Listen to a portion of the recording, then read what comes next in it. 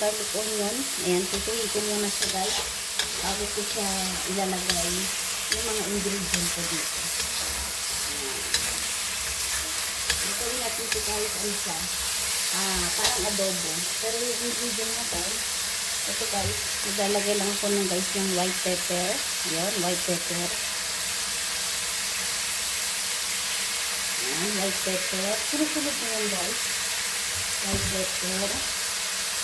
Ito naman yung oyster sauce. Ayan, oyster sauce. Vegetarian, mushroom, oyster sauce. Ganyan natin yung oyster sauce. Kasi yung karne, ano yun?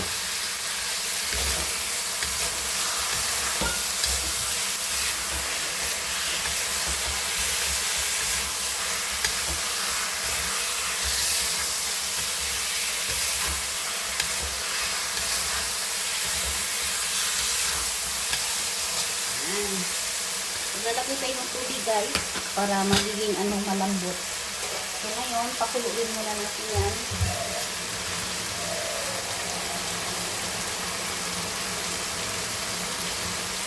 Pakuluin natin muna ito guys hanggang lumambot yung karne. Pero masasama na ito yung ingredient.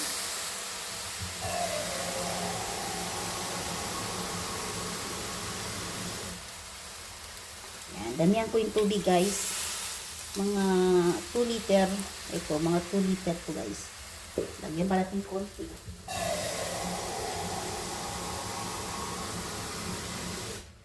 Yan, mga ganitong tubig guys, puno.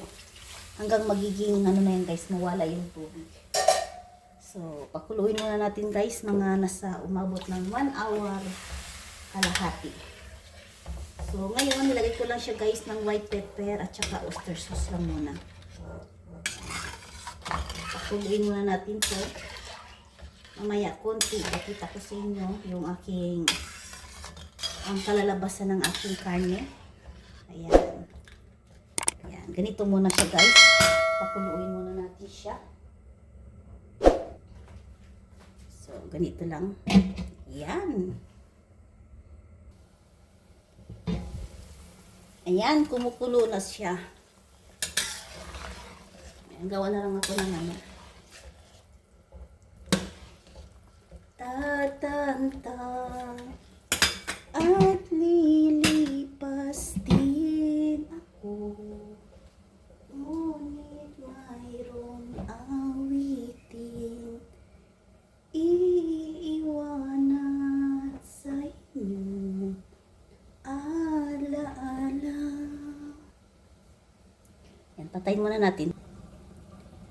Ayan na guys, malapit na tayo matatapos guys. So, hinintay ko na lang guys yung kanyang sabaw na maging Ayan.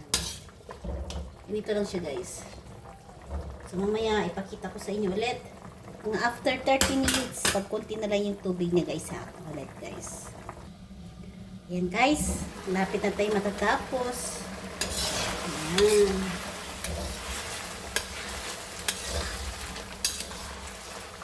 Lapit na siya guys matatapos guys. O yan, kita nyo. Kita nyo.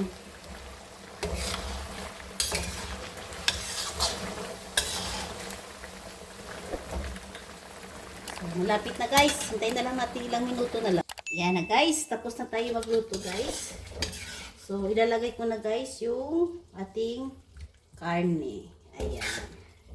Ganito lang guys ang katamtaman ng niluto ko guys. Hindi masyado maraming tubig. So, kailangan umabot siya ng 2 oras. Pero sobrang lambot to guys. Sobrang lambot. Yan. Kita nyo guys.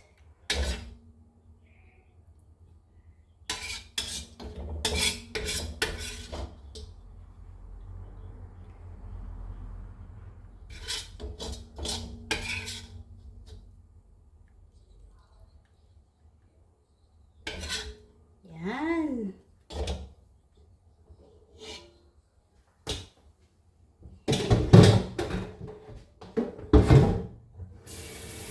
So, ganito lang guys ang pagluluto ng adobong pork ribs. O, diba? Diba?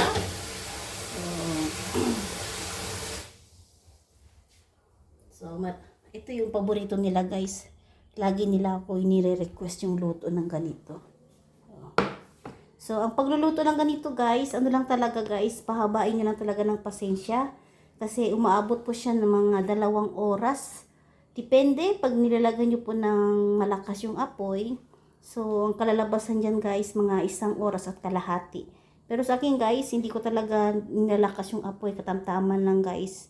So, yung kanyang sauce, ganito lang din yung sauce niya. Hindi masyado, malapot siya guys. So, hindi mo na kailangan lagyan ng cornstarch kasi sa sauce pa lang guys, siya na mismo ang lumalapot sa kanyang So, ito yung hinahanap nila palagi guys, yung aking pagluluto. So, maraming salamat guys sa walang sawang pagsuporta sa akin dito sa social media, dito sa YouTube. And God bless everyone. Bye-bye.